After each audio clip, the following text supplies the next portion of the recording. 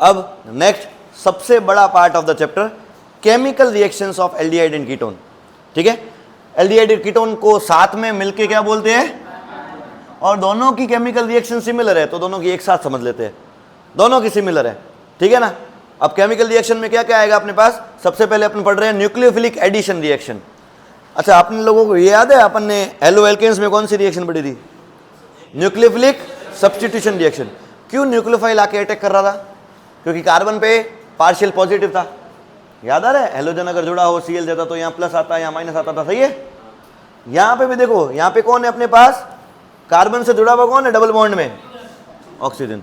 अब एल्डिहाइड हो कीटोन हो, यहाँ कुछ जुड़ा यहाँ कुछ जुड़ा, मैंने ऐसे लिख दिया अभी। एल्डिहाइड होगा तो एक एच होगा पक्का है, ठीक है। कीटोन होगा तो दोनों साइड कार्बन होंगे। तो अगर मैं बात करूँ C और डबल बॉन्ड O की, ठीक है, क्या ये वाला डेल्टा माइनस रखता है और ये वाला डेल्टा प्लस रखता है, क्या सही बात है। और ये भी पता है ना तुमको, ये प्लेनर स्ट्रक्चर है, कैसा है बेटा, sp2 हाइब्रिडाइजेशन है, इसलिए कोई प्रॉब्लम यहाँ तक। अच्छा, यहाँ अगर डेल्टा प्लस है तो कोई कौन आके अटैक कर सकता है कार्बन के ऊपर, न्यूक्लियोफाइल आके अटैक कर सकता है। न्यूक्लियोफाइल आएगा कार्बन पे अटैक करेगा, तो कार्बन पे अटैक करेगा, कार्बन के 4 बॉन्ड पहले से पूरे हैं, एक बॉन्ड ब्रेक करना पड़ेगा। कौन सा सबसे वीक है, पाई बॉन्ड शिफ्ट हो जाएगा किसकी तरफ, ऑक्सीजन की तरफ। ऑक्सीजन पे चार्ज क्या आएगा, दिखा क्या, और कार्बन की हाइब्रिडेशन sp2 से किस में कन्वर्ट हो जाएगी, क्योंकि चारों बॉन्ड कैसे हो जाएंगे, सिंगल। क्या ये समझ में आया। ये बीच में बनता है टेट्राहेड्रल इंटरमीडिएट। क्या बना है बेटा, अब एक चीज मैंने हर बार सिखाई है आपको कि ऑक्सीजन में जब जब माइनस होगा, इंटरमीडिएट की स्पेलिंग भूल गया मैं आज, क्या बात है, जो भी है इंटरमीडिएट, हाँ 8 यहां देखो। अब नेक्स्ट, हाँ ऑक्सीजन पे माइनस है, हमेशा क्या होगा, हाइड्रोलाइसिस, ठीक है, या फिर H+ अपन कह सकते हैं।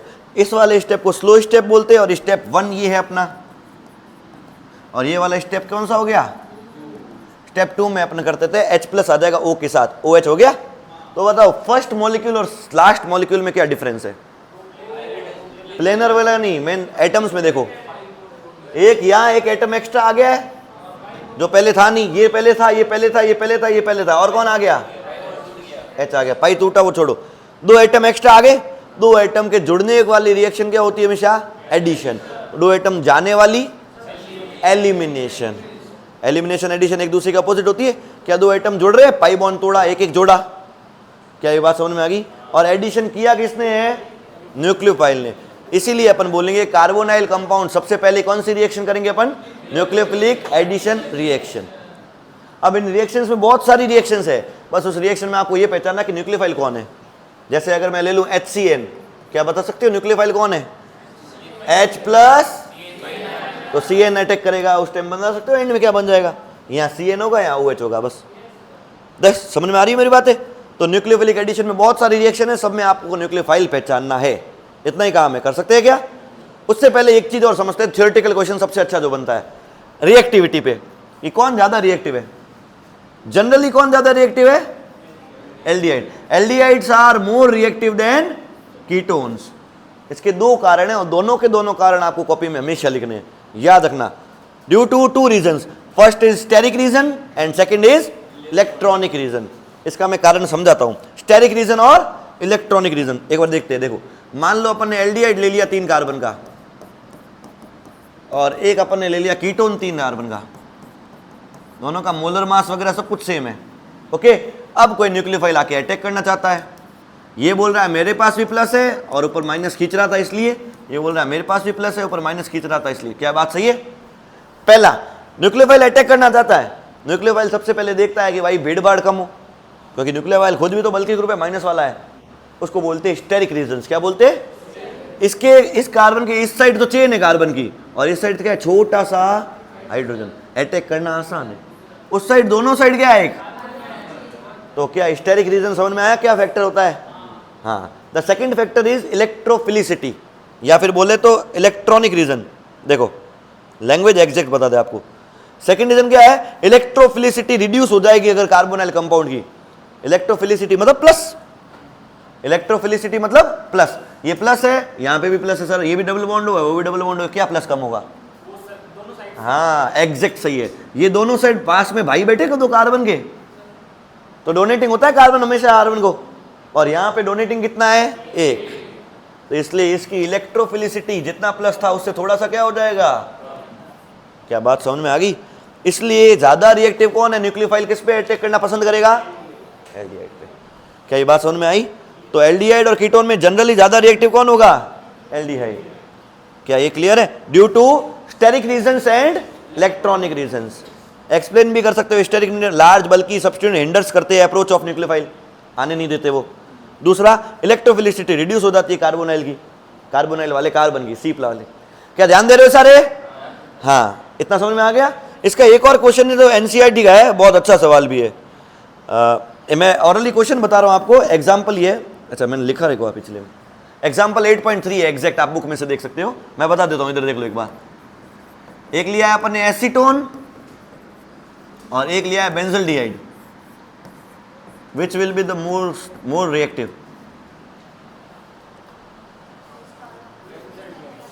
ज्यादा रिएक्टिव कौन होगा, एसीटोन होगा इस बार। इसका कारण क्या है देखो, अब इसमें कारण क्या है देखो, यहाँ पे रेजोनेंस है, क्या है, रेजोनेंस के कारण ये इलेक्ट्रॉन का प्लस इलेक्ट्रोफिलिसिटी क्या हो जाएगी इसकी कम, क्योंकि ऑक्सीजन खुद बिजी है, ऑक्सीजन का लोन पेयर भी बिजी है, इतना खींचने वाला काम नहीं होगा। ओके, इसका प्रॉपर रीजन आपको एक बार रीड करना और नोट्स में भी ऐड करना है ना, प्रॉपर रीजन एनसीईआरटी की लैंग्वेज चाहिए अपने को एक बार, और होमवर्क में ये क्वेश्चन भी करना है इंटेक्स का 8.4, ये करना ही करना, तो ये टॉपिक क्लियर हो जाएगा पक्का। इसके क्वेश्चन में बहुत अच्छे अच्छे कंपाउंड है जिसमें ऐसे लिखा होगा टोलू एल्डिहाइड, ठीक है ना, टोलू करके, टोलू मतलब टोलुइन और एल्डिहाइड मतलब बेंजल्डिहाइड, आ रही बात समझ में। ऐसे करके कंपाउंड के नाम भी सीखो, कई बार कंपाउंड के नाम तुमको समझ में नहीं आएंगे तो वो यहाँ पे समझ में आ जाएंगे। होमवर्क हो जाएगा, ये टॉपिक क्लियर। कौन ज्यादा रिएक्टिव है कितने रीजन से डिसाइड करते हो बेटा, विचार steric reason and electronic reason. Steric reason मतलब बल्कि ग्रुप होंगे तो न्यूक्लियोफाइल की अप्रोच को हिंडर करेंगे, और इलेक्ट्रॉनिक रीजन में क्या बताया आपने, electrophilicity of the carbonyl carbon will decrease. Okay clear, good. अब करते हैं रिएक्शन वाला पार्ट। सबसे पहला मैंने तुमको बताया था रिएक्शन में 2 स्टेप है, वो 2 स्टेप एक बार समझने की कोशिश करते हैं ना। क्या स्टेप था, पहला न्यूक्लियोफाइल अटैक कर रहा था, ओके एक बार वापस दिखा भी लेता हूं, देख लो, फिर तुमको ही रिएक्शन करनी है, मैं नहीं करूंगा ये। अबे ये रहा, सबसे पहले स्टेप में न्यूक्लियोफाइल क्या करता था, अटैक, और एक और एरो बनाना, ऑक्सीजन उधर शिफ्ट होगा तो O पे माइनस आएगा, न्यूक्लियोफाइल जुड़ जाएगा, समझ में आ गया। दूसरा स्टेप तो नाम का स्टेप है बेटा, क्या करना है, O पे माइनस आता है तो क्या करना है, H+ आएगा, वो किसी तरह से आए, भले हाइड्रोलाइसिस से आए, भले प्रोटॉन ट्रांसफर से आए, कैसे भी आए, आना है O के साथ H। क्या यहां तक ठीक है, क्या मुश्किल है 2 एरो लगाना, कर दोगे पक्का। तो इसमें करके बताओ, मेरे साथ साथ काम करो चलो। ये इस क्वेश्चन में सबसे पहला अपन पढ़ रहे हैं addition of hydrogen cyanide HCN, okay, addition of hydrogen cyanide. सबसे पहले बात करते हैं, प्योर HCN से रिएक्शन कराए तो रिएक्शन बहुत स्लो होती है, स्लो होती है, तो इसको कैटेलाइज कर लेते हैं, न्यूक्लियोफाइल को अच्छा बना लेते हैं विद अ बेस। एक बेस से रिएक्शन करा दूंगा पहले उसको, HCN को अलग से, तो CN- तैयार हो जाएगा, स्ट्रॉन्ग न्यूक्लियोफाइल। ओके, अब देखो, अब इसकी रिएक्शन अगर करा जाए CN- से, क्या मुझे पहला एरो समझ में आ रहा है, पहले प्लस माइनस समझ में आते हैं, कहां पे प्लस कहां पे माइनस, ओके 2 प्लस माइनस लगा दिया। अब 2 एरो बता दो, CN कहां अटैक करेगा, और अब बता सकते हो क्या बनेगा, पहले लिखता हूं CH3, अब बताओ क्या लिखूं, सिंगल बॉन्ड में C, ऊपर double bond single bond, O पे शिफ्ट हो गया 2 इलेक्ट्रॉन, नीचे से कौन आ गया अटैक करके, इधर H ही है। कोई मुश्किल टास्क, नहीं बेटा CN नहीं आएगा, कार्बन से अटैक हो, अरे वो लिखा ऐसे है तो वो कार्बन भी, ओके नेक्स्ट। हाँ, क्योंकि कार्बन का कार्बन से बॉन्ड ज़्यादा स्ट्रॉन्ग होता है नाइट्रोजन के मुकाबले, और कोई वो एम्बिडेंट वाली बात कर रहे हो ना, वो तो कोई चारा नहीं बचता, टूटा हुआ है ही नहीं, फिर वही है नाइट्रोजन अकेला कर पाए। अब यहाँ पे सेकंड स्टेप है H+ हाइड्रोलाइसिस या प्रोटॉन ट्रांसफर, कैसे भी लिख दो आप इसको, प्रोटॉन ट्रांसफर लिख सकते हैं, H+ लिख सकते हैं, हाइड्रोलाइसिस लिख सकते हैं, कुछ भी चलो। हाँ, O के साथ क्या आ जाएगा, H, एंड कंपाउंड क्या ये होगा, CH3CH, यहाँ CN आ गया, ऊपर OH आ गया, क्या सही है, CN आ गया और OH आ गया। अब देख सकते हो इसमें 2 फंक्शनल ग्रुप है, साइनाइड भी है और OH भी है। इसका कॉमनली ग्रुप का नेम है साइनोहाइड्रिन। ऐसी कोई भी क्लास का नाम क्या होता है? साइनोहाइड्रिन। H है ना, ये साइनोहाइड्रिन, याद रखना, साइनाइड से साइनो और हाइड्रोक्सी वाला हाइड्रिन। ओके, तो HCN से रिएक्शन करके क्या बनेगा एंड में? साइनोहाइड्रिन। साइनोहाइड्रिन क्या होता है? जिसमें क्या क्या होता है? एक CN और एक OH उसी कार्बन पे, सेम कार्बन पे है। ठीक है, अटैक करना भी आसान था कि ऐसी ऐसी रिएक्शंस बार बार तुम करके दिखा दोगे, कोई मुश्किल है क्या? आसान है। सेकंड रिएक्शन करके बताओ। चलो, सेकंड रिएक्शन है एडिशन ऑफ हाइड्रोजन सल्फाइड। अरे सोडियम हाइड्रोजन सल्फाइड था। हाँ, कंपाउंड होता है NaHSO3, HSO4 होता है सल्फेट। ये क्या है? Sulphide. Nitrate, nitrite, sulphate, sulphide, NaHSO3। अच्छा, प्लस कौन होगा, माइनस कौन होगा? Na प्लस होगा, शाबाश। और HSO3 पूरा माइनस ले लो एक बार। ओके, इसमें एक पॉइंट एनसीईआरटी में लिखा है कि कीटोन्स थोड़े से कम रिएक्टिव है, क्योंकि ये देखो बड़ा ग्रुप है अटैक करने वाला, तो कीटोन के इधर उधर स्टेरिक रीजन्स, भाई दो साइड क्या है बल्कि ग्रुप से, तो थोड़े कम रिएक्टिव है। ठीक है, छोटे वाले कीटोन्स फिर भी हो जाते, बड़े वाले कीटोन नहीं हो पाते। चलो, सबसे पहले मैंने एक एल्डिहाइड ले लिया, जैसे प्रोपेनल। रिएक्शन करवा सकते हैं क्या? अगर NaHSO3 की बात करें तो प्लस यहाँ पे, माइनस यहाँ पे, इसमें माइनस यहाँ पे और प्लस। अच्छा, अटैक किया, ऑक्सीजन शिफ्ट हुआ। देखो ऊपर तो O पे माइनस आ गया और Na प्लस अवेलेबल है, तो आयनिक बॉन्ड में चिपक जाएगा। नीचे कौन आता है? देखो नीचे है तो HSO3, पर बॉन्ड बनाता ऑक्सीजन है। कौन बनाता है? बॉन्ड बनाता कौन है? क्योंकि Na भी तो O से ही जोड़ा था। Na भी किससे जोड़ा था? O से। तो OSO2H करके लिखा है, SO3H ही देख लो, SO3H ही है, पर O पहले लिख के फिर लिखा है बाद में। क्या ठीक है यहाँ तक? अब H यहाँ ज्यादा अच्छा है कि O पे पास ज्यादा अच्छा है?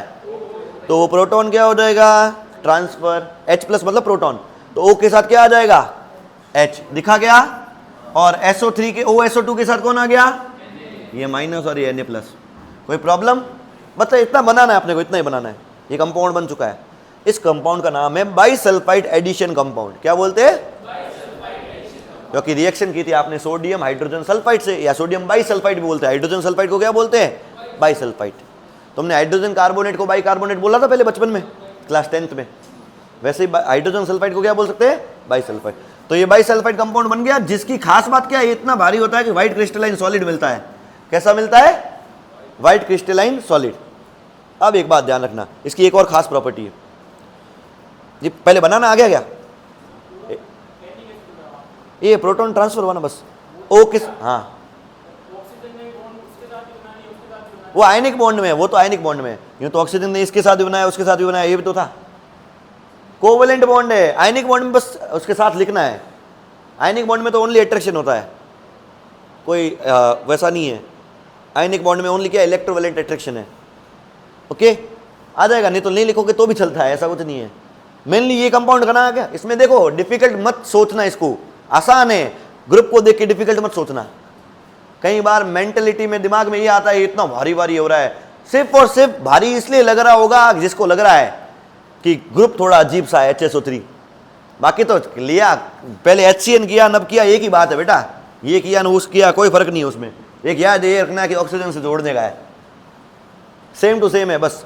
हरी बात में तो एंड में क्या बन गया? व्हाइट क्रिस्टलाइन सॉलिड बन गया वो। अब इसकी खास बात पता क्या है? ये पानी में सॉल्यूबल है। ये क्या है? पानी में सॉल्यूबल है। ओके, पानी में सॉल्यूबल है तो डाइल्यूट H प्लस और OH माइनस से अगर रिएक्शन कराऊंगा, डाइल्यूट H प्लस और मतलब एसिडिक और बेसिक सॉल्यूशन में, तो वापस ओरिजिनल कार्बोनाइल कंपाउंड बन जाएगा जैसा था। वापस क्या बन जाएगा? Original carbonyl compound. और इसकी खास बात ये काम कहाँ आती है वो सुनना। मान लो मैं एक हाइड्रोकार्बन का मिक्सचर ले आया, सुनना ध्यान से। क्या ले आया? हाइड्रोकार्बन का मिक्सचर। एल्डिहाइड है, कीटोन है, फिनॉल है, कार्बोक्सिलिक है, सब कुछ है। अब उसमें क्या करूंगा? अचानक से मिला दूंगा ये NaHSO3, मिला दिया। वो किससे रिएक्शन करेगा? एल्डिहाइड और कीटोन से, मेनली एल्डिहाइड और कीटोन से। एल्डिहाइड और कीटोन से एंड में करके क्या बना देगा? कोई व्हाइट क्रिस्टलाइन सॉलिड। और वो सब तो लिक्विड थे, उस सॉलिड को छान के फिल्ट्रेशन से क्या कर लूंगा? अलग। तो वो सॉलिड के अब सॉलिड को डाल दूंगा पानी में, एसिडिक बेसिक मीडियम किसी में भी। वापस क्या मिल जाएगा थोड़ी देर में? Original compound. क्या मैंने मिक्सचर से एल्डिहाइड कीटोन सेपरेट या प्योरीफाई नहीं कर दिए? Okay, this reaction is useful for separation and purification of aldehydes. क्या कंप्लीट समझ में आ गई क्या? ओके, ये इसका एक यूज है कि इस रिएक्शन से सॉलिड मिलता है जो वापस रिवर्सिबल रिएक्शन है, इसलिए ये प्रॉपर्टी नहीं होती तो काम नहीं आता। क्लियर? बाकी वाली रिएक्शन अपन कल ही करते हैं अब। ओके।